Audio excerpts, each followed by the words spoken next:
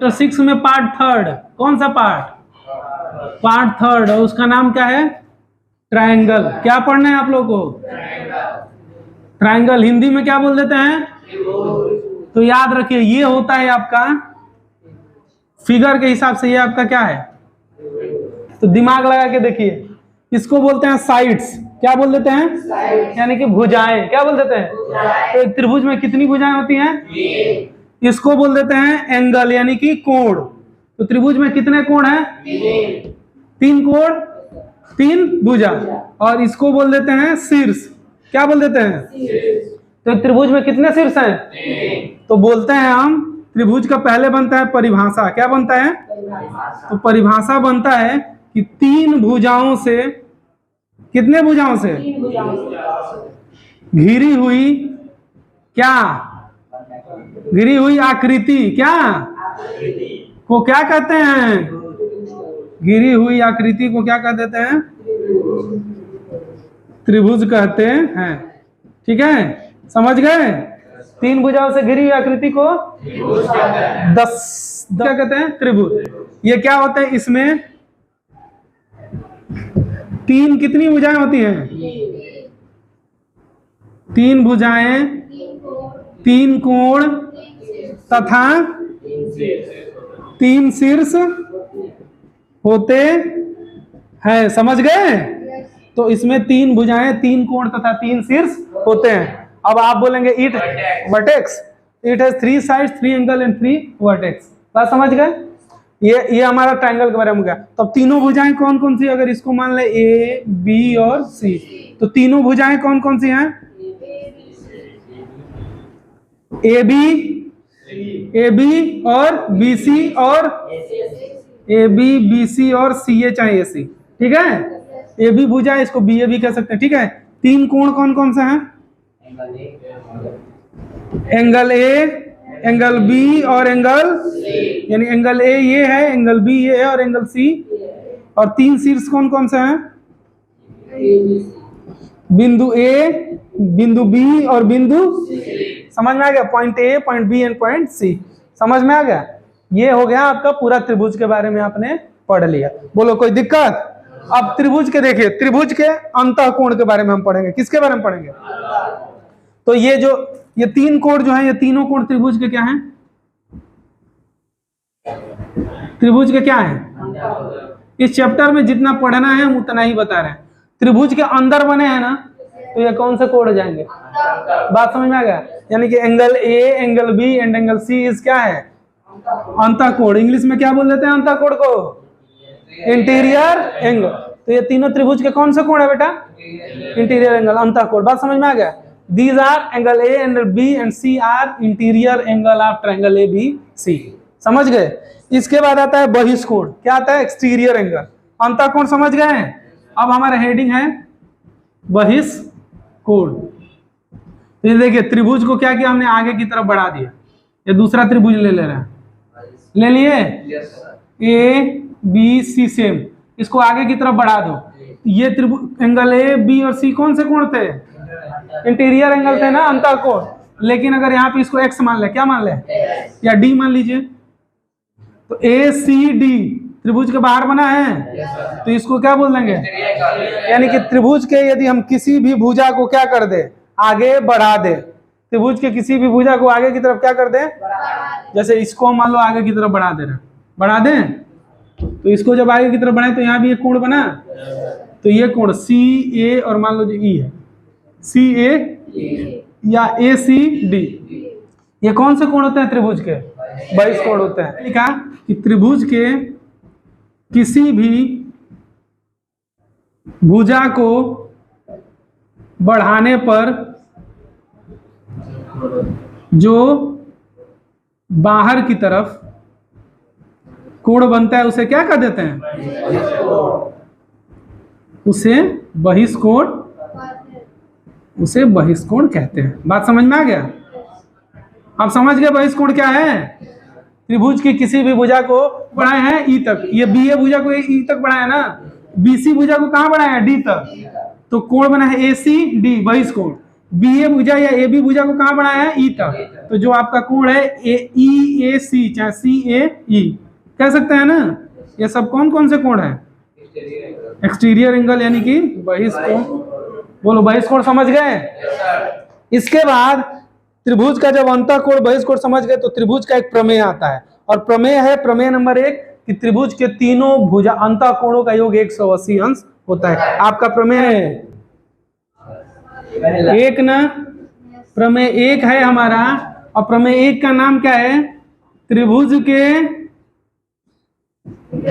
तीनों कोणों का योग कितना होता है, 180 अंश होता है। ये हमारा प्रमेय है। प्रमेय है the sum of all the angles of triangle become 180 degree. यही क्वेश्चन है ना। तो हम एक ट्रायंगल ले रहे हैं, ए बी, और इसको एंगल 1 मान लें, 2 मान लें, तो यही हम मान सकते हैं कि नहीं, यही हमारा क्वेश्चन है ना। तो हमको क्या करना है, दिया है, पहले यही लिखते हैं ना, दिया है त्रिभुज ए बी गिवन दैट, दिया है ना ट्रायंगल ए बी सी, जिसमें कोण ए बराबर 1 है ना, एंगल बी बराबर 2 और एंगल सी बराबर, तो क्या करना है, हमें सिद्ध करना है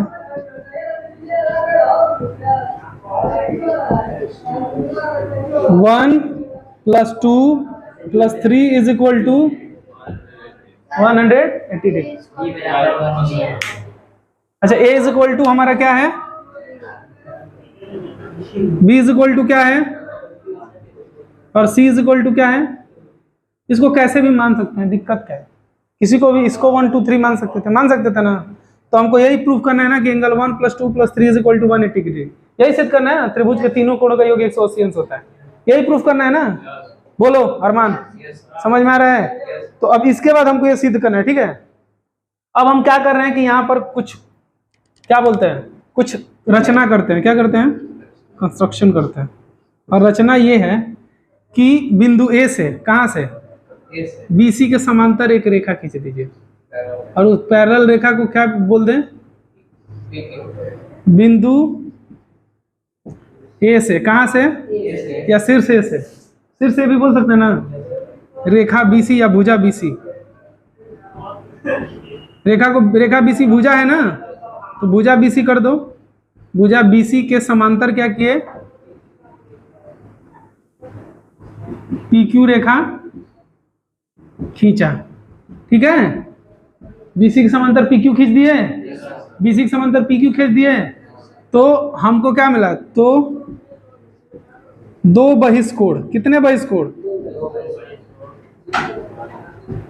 इसको मान लो 4 और इसको मान लो कोण 4 तथा कोण 5 क्या हुए, प्राप्त हुए ना। ये 2 बहिष्कोण 4 5 प्राप्त, तो इसको नहीं भी लिखते हो तो कोई दिक्कत नहीं, क्योंकि ये त्रिभुज के बहिष्कोण नहीं है। 2 बहिष्कोण से बढ़िया कर लो 2 कोण 4 तथा 5 प्राप्त हुए, ठीक है। बहिष्कोण तो पूरा ऐसे बढ़ाते तब होता ना, या ऐसे बढ़ाते तब होता ना। तो 2 कोण प्राप्त हुए 4 तथा 5, समझ में आया। अब बताइए, PQ और BC समांतर हैं। अब हम क्या कर रहे हैं, अब हम इसको सिद्ध कर रहे हैं। क्या कर रहे हैं, सिद्ध करते हैं, यही करते हैं ना। अब ये सब इतना हो गया। अब एक बात बताइए, PQ रेखा, PQ है, रेखा क्या है, और रेखा BC समांतर है, समांतर है ना। तो रेखा PQ रेखा BC समांतर है,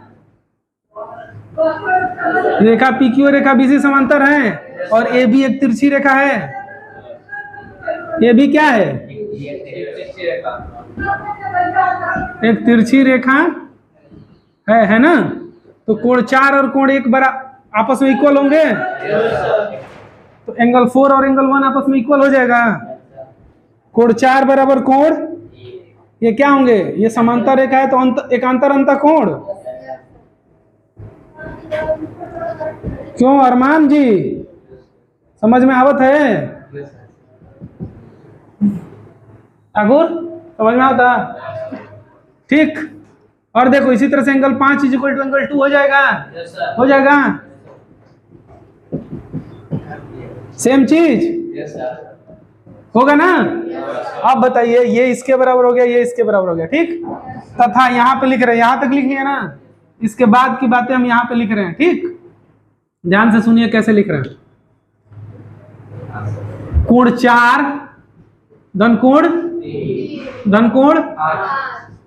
बराबर 180। क्यों? एंगल 4, 3 और 5 इज इक्वल टू 180। क्यों? क्योंकि एक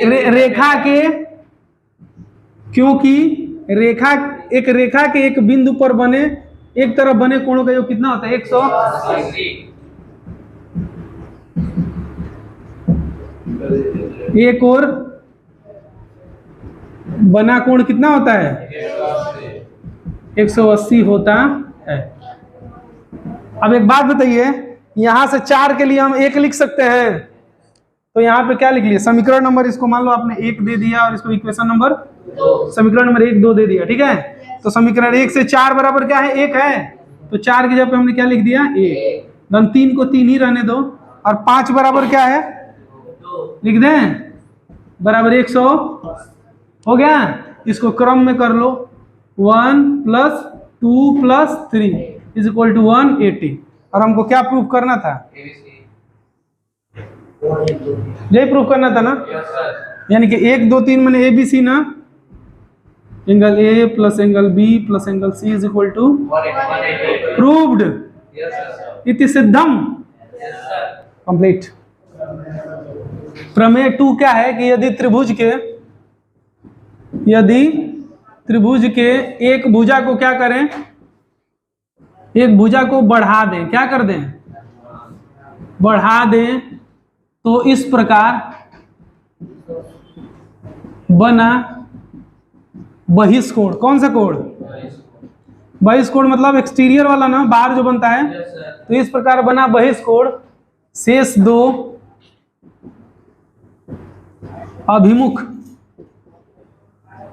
अभिमुख मतलब जो विपरीत में है। क्या है? अंतः कोणों के क्या होता है? के योग के क्या होता है? बराबर होता है। इंग्लिश में भी देख लेना आप लोग। ठीक है, मैं फिगर समझा रहा हूं, टाइम बचाना है ना हम लोग को। हमारे पास त्रिभुज है AB तथा दिया है ना। तो कह रहा है अगर त्रिभुज की एक भुजा को हम क्या कर दें? तो इसको हम क्या कर रहे हैं? BC को बढ़ा दिए। तो BC को किधर बढ़ाए? D की तरफ। तो माना जो त्रिभुज के तीनों अंतः कोण थे, ये इसका नाम था कोण 1, कोण 2 और कोण। देखो 1 2 3 मानने से चीजें थोड़ी आसान हो जाती हैं। आपको हम 1 के लिए बोलते हैं BAC, बोलते हैं ना। 2 के लिए बोलते हैं ABC। इससे बढ़िया 1 2 3 मान लीजिए। तो हमने क्या किया? BC भुजा को जब D तक बढ़ाया तो हमको चौथा बहिष्कोण क्या मिल गया? मिला ना। तो यानी कि सबसे पहले क्या है? रचना। यही होता है ना, यही रचना होता है ना। तो रचना क्या कह रहा हूं? तो वही तो लिखा है, वही तो रचना के बाद बताएंगे कि सिद्ध क्या करना है। हमको प्रूफ करना है कि ये जो बहिष्कोण है, ये शेष जो 2 अंतः कोण है ना विपरीत में, इनके योगों के बराबर होता है। यानी कि 1 + 2 = 4, एंगल 4। ठीक है, यही प्रूफ करना है। तो रचना क्या है? त्रिभुज ABC के भुजा BC किसको को D तक बढ़ाया। कहां तक बढ़ाया? D तक बढ़ाया। भुजा BC को D तक बढ़ा दिए। तो सिद्ध करना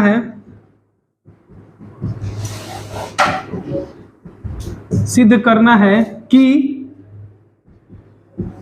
ये एंगल ACD माने 4, एंगल 4 बराबर एंगल 1 धन एंगल। यही हमको क्या करना है? सिद्ध करना है। अब अगर हम लैंग्वेज में लिखते हैं एंगल ACD बराबर एंगल 1 धन 2, यानी कि एंगल BAC धन ABC, तो टाइम टेकिंग होता है। समझ रहे हो बात? समझ रहे हो ना। तो हमको सिद्ध करना है कोण 4 बराबर कोण 1 धन कोण 2। अब देख लीजिए यहाँ पे, अब सिद्ध करना शुरू किए। हम जानते हैं कि कोण 1 धन कोण 2 धन कोण 3 बराबर 180 अंश। प्रमेय एक यही था ना।